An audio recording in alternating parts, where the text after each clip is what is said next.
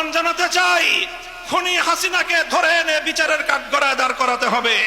মোদিকে বলতে চাই, শেখ হাসিনাকে ভারত থেকে বের করে দেন, নতুবা বাংলাদেশে আপনার দূতাবাস রাখা হবে না। এই শেখ হাসিনা এখন গিয়ে খুনের নেশায় মাতাল হয়ে নরেন্দ্র মোদীর সাথে আখড়া করেছে। যদি সেখান থেকে বসে বাংলাদেশের স্বাধীনতার উপর কোনো হস্তক্ষেপ করার চেষ্টা করা হয়, তাহলে বাংলাদেশের মাটিতে ভারতীয় দূতাবাস থাকতে পারবে না। শেখ হাসিনার বিরুদ্ধে বাংলাদেশে বিভিন্ন থানায়, আদালতে হত্যা মামলা দায়ের হয়েছে। আমি আহ্বান জানাতে চাই, খুনি হাসিনাকে ধরে এনে বিচারের কাঠগড়ায় দাঁড় করাতে হবে। প্রিয় সাথী ও বন্ধুগণ, বক্তব্য শেষ। ইনশাআল্লাহ বিগত দিনে যেভাবে আমরা রক্ত দিয়েছি পিলখানায়, যেভাবে আমরা রক্ত দিয়েছি শাপলা চত্বরে, যেভাবে আমরা রক্ত দিয়েছি মোদি বিরোধী আন্দোলনে হাটহাজারীতে, যেভাবে রক্ত দিয়েছি আমরা মোদি বিরোধী আন্দোলনে ব্রাহ্মণবাড়িয়ায়, ঠিক আগামী দিনে দেশের স্বাধীনতা রক্ষার জন্য, ইসলামের হেফাজতের জন্য যদি আবার রক্ত দেওয়ার প্রয়োজন হয়, স্বাধীনতার ঝান্ডা নিয়ে রক্ত দেওয়ার জন্য প্রস্তুত থাকবে কারা?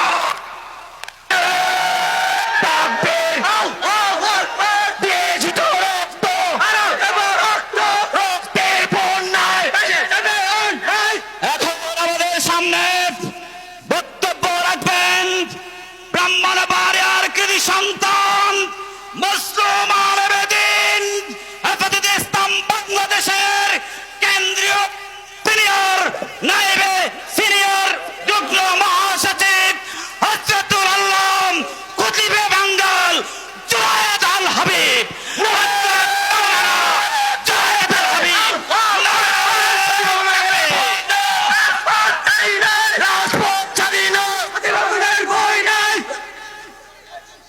নাহমাদুহু ওয়া নুসাল্লি আলা রাসূলিহিল কারীম, আম্মা বাদ।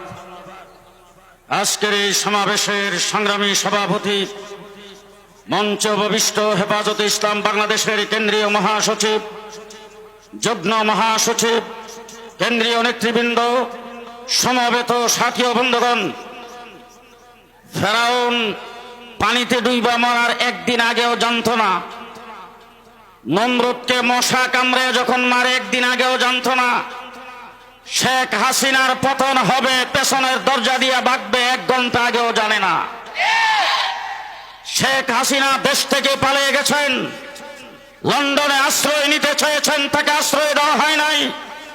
আমেরিকাতে আশ্রয় নিতে চেয়েছেন, আশ্রয় দেওয়া হয় নাই। পৃথিবীর অনেক রাষ্ট্র তাকে প্রত্যাখ্যান করেছে। গুজরাটের কসাই মোদি তাকে জায়গা দিয়েছে। মোদিকে বলতে চাই, শেখ হাসিনাকে ভারত থেকে বের করে দেন, নতুবা বাংলাদেশে আপনার দূতাবাস রাখা হবে না।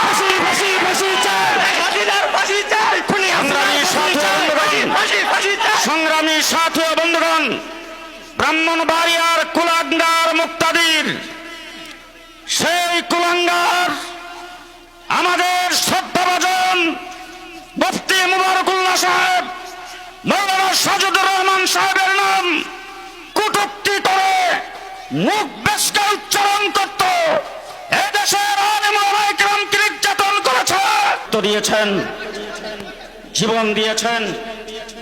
বাতিলের বিরুদ্ধে, জুলুম জালেম সরকারের বিরুদ্ধে মুসলিম হয়ে যারা কারাগারে নিক্ষিপ্ত হয়েছিলেন, আজকে তাদের জবাব দেওয়ার জন্য আমরা এখানে হাজির হয়েছি। সুতরাং আপনাদেরকে অনুরোধ করে বলবো, একদম চুপ, একদম চুপ, কোনো আওয়াজ নাই, একদম চুপ। আওয়াজ যা হওয়ার স্টেজ থেকে হবে। আপনারা যার যার মতো করে আওয়াজ করবেন না। যারা এখানে উপস্থিত হয়েছেন, মাঠ শুধু নয়, মাঠের আশেপাশে চতুর্দিক কানায় কানায় ভরপুর। এখন পর্যন্ত আমরা খবর পাচ্ছি যারা এখানে উপস্থিত হয়েছেন, এর কয়েকটা লোক এখনো রাস্তায় আছেন। গোটা ব্রাহ্মণবাড়িয়া শহর আজকে অচল হয়ে যাবে। আমরা মুসলিম, আমরা আজকে সমস্ত মুসলমান এই জায়গায় এসে হাজির হয়েছি একমাত্র আল্লাহ পাকের শুকরিয়া আদায় করার জন্য একটি জগদ্দল পাথর যা 17 বছর জুলুম করেছে পেছনের দরজা দিয়ে পালিয়ে গেছেন। ইউটিউবার এবং সাংবাদিক ভাইয়েরা যারা এসেছেন, আপনাদের কাছে সবিনয় অনুরোধ, আপনাদেরকে ধন্যবাদ ও মোবারকবাদ জানাচ্ছি। আমাদের এই সমাবেশকে কভারেজ করার জন্য, রেকর্ড করার জন্য, বিশ্বময় সেটাকে প্রচার করার জন্য আপনারা যারা সউদ্যোগে এখানে এসেছেন, আপনাদের শুকরিয়া আদায় করি, আপনাদেরকে ধন্যবাদ জানাই।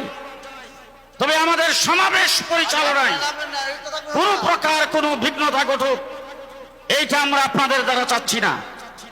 আপনারা যারা এই মাহফিলে শ্রোতা হিসাবে এসেছেন, পেছন থেকে তাদের স্টেজে দেখতে অসুবিধা হচ্ছে, এই জন্য আপনাদেরকে অনুরোধ করবো সামনের জায়গাটুকু একটু ছেড়ে আপনারা যদি একটু সাইডে যান, তাহলে পেছনের মানুষগুলি যারা হাত উঠে প্রতিবাদ করতেছে তাদের প্রতিবাদ আর করা লাগবে না। আপনাদের কাছে অনুরোধ, আমার ভাইয়েরা 2021 সালে রক্ত কে দিয়েছে? 2021 সালে রক্ত আমরা দিয়েছি, জীবন আমরা দিয়েছি, রক্ত আমরা দিয়েছি। আমার 17 জনকে পাখির মতো গুলি করে হত্যা করা হয়েছে।